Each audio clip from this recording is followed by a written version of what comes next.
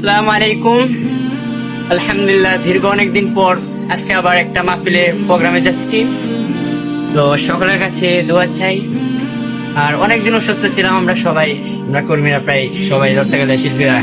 ওই যে এক ভাই, ও অসুস্থ ছিল, ও নেই অসুস্থ। আমি আলহামদুলিল্লাহ মোটামুটি অসুস্থ ছিলাম, এখনো সুস্থ আছি আল্লাহ তাআলার অশেষ মেহেরবানিতে। তো সকলের কাছে দোয়া চাই যেন প্রোগ্রামটা শেষ পর্যন্ত করতে পারি।